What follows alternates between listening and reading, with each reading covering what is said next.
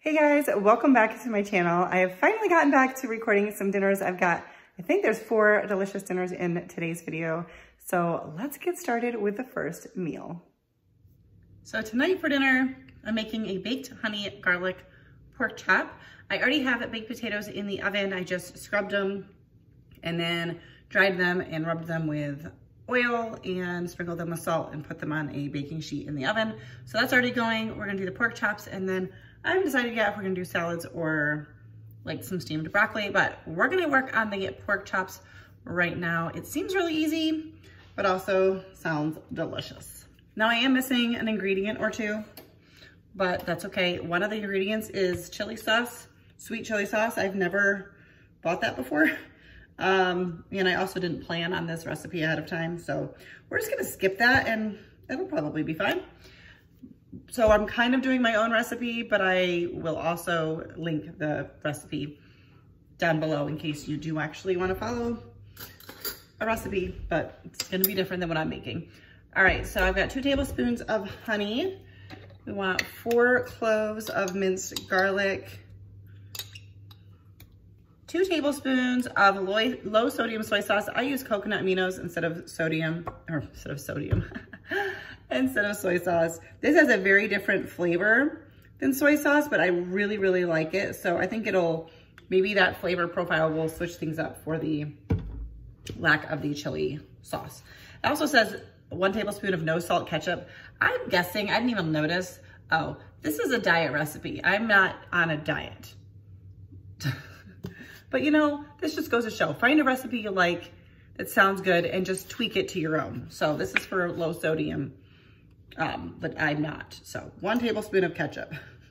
And then also 1/2 tablespoon of sweet chili sauce, or more if you want. And then let's see, does the oregano go in now?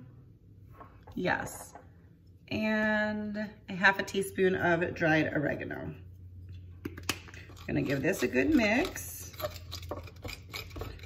Then I'm gonna grab my pork chops, but I'm also going to get my cast iron skillet heating up on the stove. I'm new to my cast iron skillet. Still trying to get it all figured out. So we'll see how I do. But we're gonna get that warmed up, get the pork chops. I'll be back.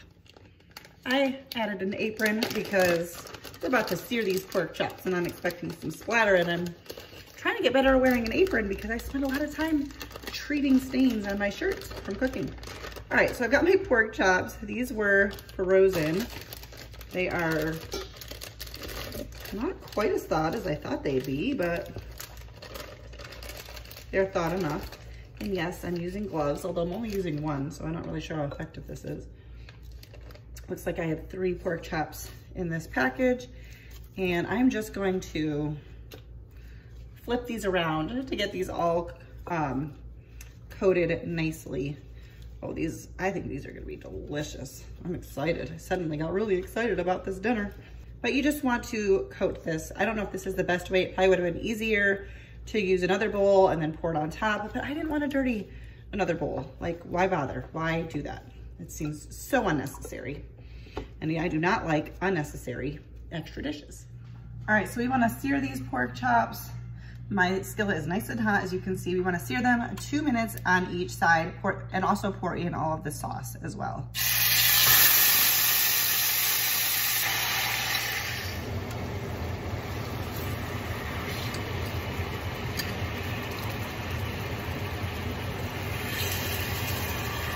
All right, it's been just a couple minutes on each side, and pulled it off the stove. We're supposed to add in about 1 tablespoon of butter, and then pop this in the oven at 400 degrees, so 15 to 18 minutes. I'll use my meat thermometer to make sure it's done. My potatoes are already in at 400 degrees, so this will work perfect.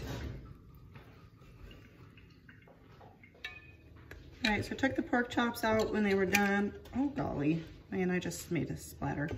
And I'm just finishing up steaming some broccoli and letting the potatoes crisp up just a little bit more. So I've just been basting it in the juices, but it smells delicious.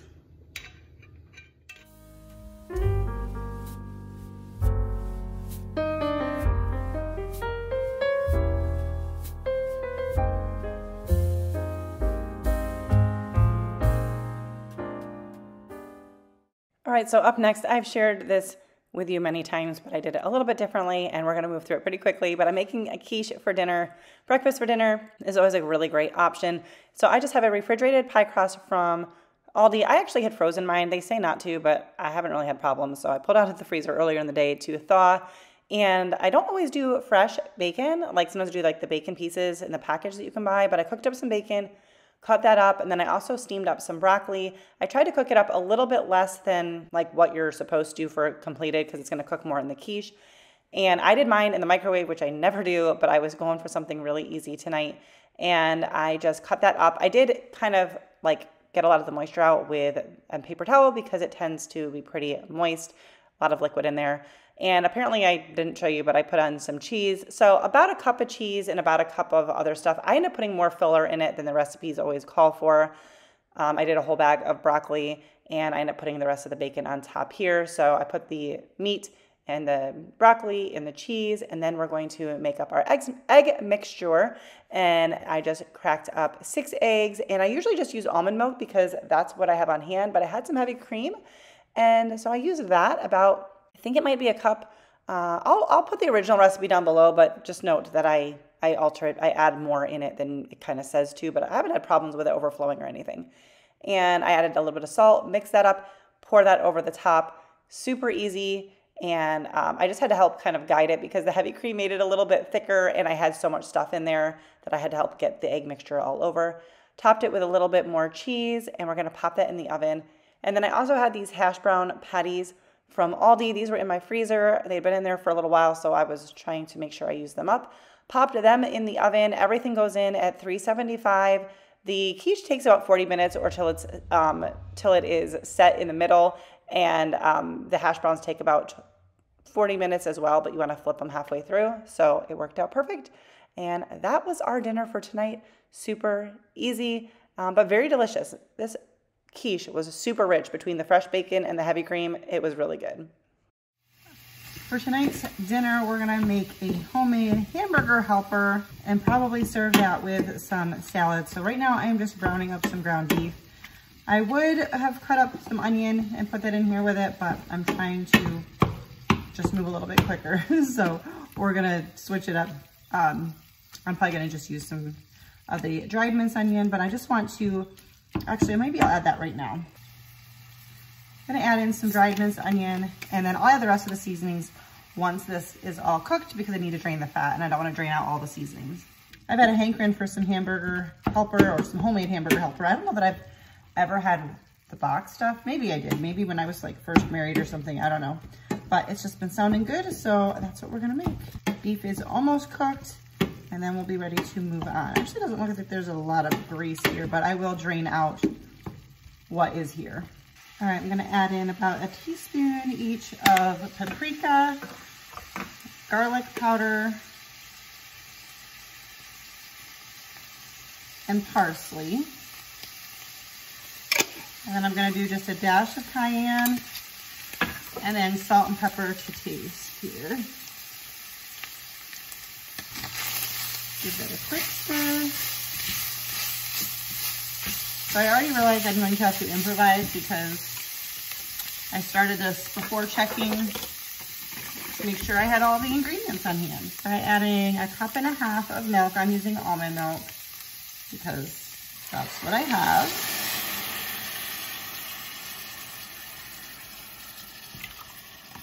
Finally got that to cool down a little bit so I can talk for a moment. Now the recipe calls for beef broth, but I don't have any at the moment, so we're gonna use chicken broth. I don't think it's going to be that big of a deal at all. We're gonna add a cup and a half of that. All right, so the recipe calls for 8 ounces of tomato sauce. I don't actually have any, but I do have an open marinara and I have some tomato paste, which tomato paste is thicker, so I think that combo is kind of needed in order to like kind of replace the tomato sauces. Of course, we'll have some chunks in it of tomato, but I think that's fine. So I'm gonna add in some, I don't know, I'm not measuring. And I'm gonna just add in a big scoop of tomato paste. I'm kind of hoping that the thickness of the tomato paste will, I don't know, help out there with the tomato sauce substitute, but I do need to just kind of work that in for a second. Now I think I'm gonna end up filling this skillet pretty high up here. So yeah, let's see what we end up with. The recipe would call for elbows. I'm gonna do penne because that's what I have, but it's a similar size, I suppose. And I will adjust the cooking time based on the pasta that I'm using. So I'm supposed to add in 2 cups of pasta, but I just wanna make sure I have enough room, and I think I do.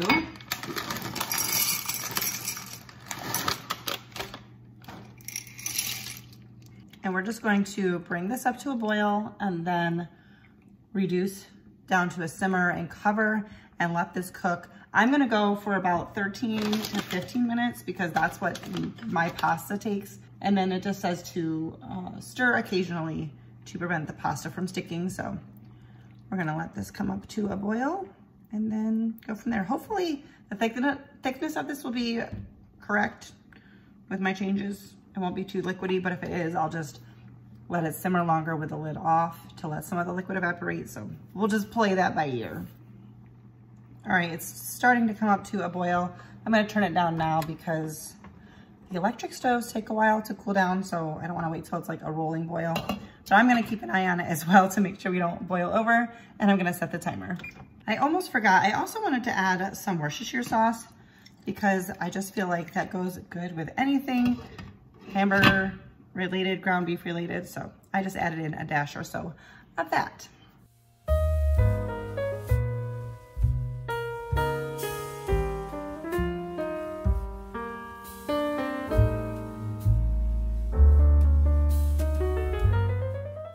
All right, so I have to still add cheese in, but I'm gonna go ahead and let this simmer with the lid off while I finish up my salads just to evaporate some of that liquid. I feel like it's a little bit thinner than I want. It will thicken up with the cheese as well, but we're gonna let that go for just a few minutes uncovered. All right, it thickened up nicely. I'm gonna go ahead and add a total of 2 cups of cheese altogether. This is sharp cheddar. I'm gonna do about a cup right now. Stir that, and then I'll add the rest in, but we just wanna get that melted in, and then we will be all ready to serve this up. This would also be good with a, just a steamed veggie, but we had salad stuff to use, so I made salads to go along with this.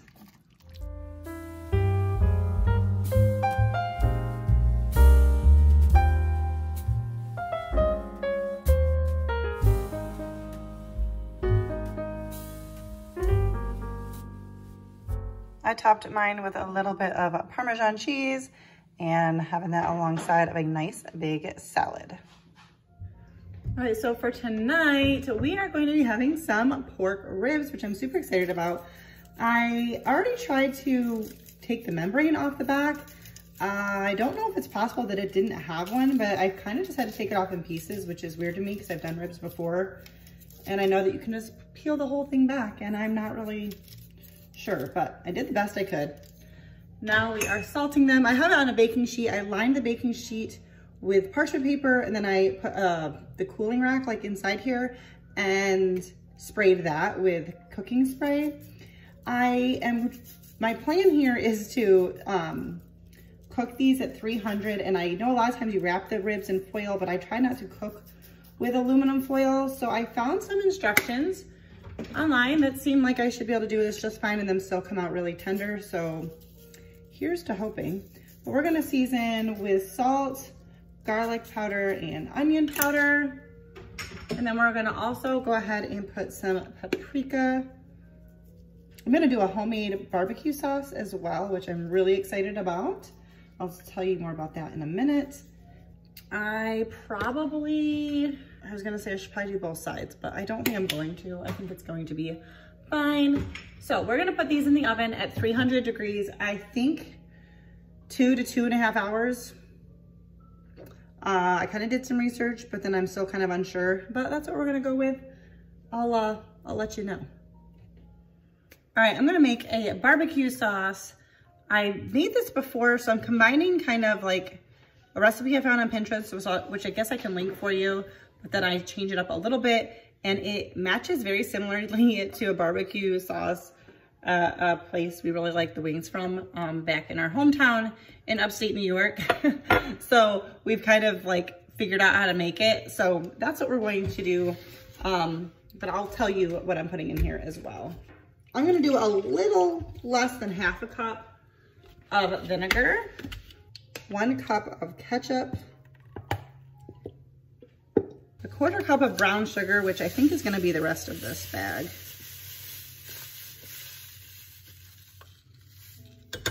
Pretty much.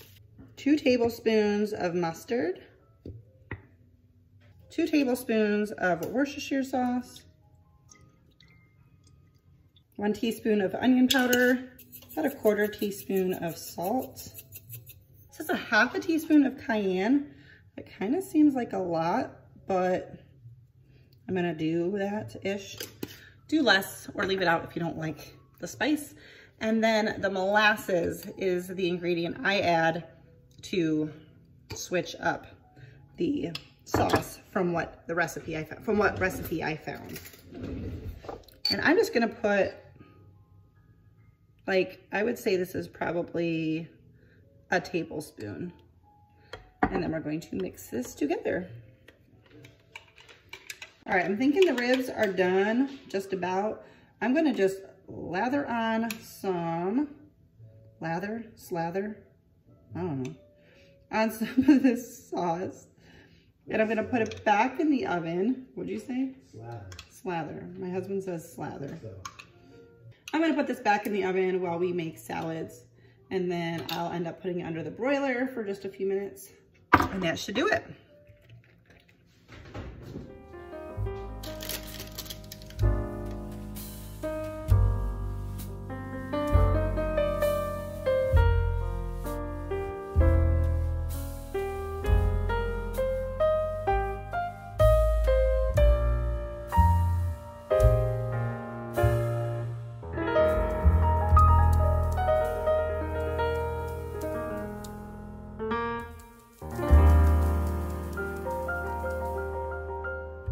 All right, well, that's gonna do it for today's video. If you liked it, please give it a thumbs up because, you know, that helps me out. If you're new here and you are not yet subscribed, I would love it if you would consider subscribing before you leave. And I will see you in my next video. Bye, guys.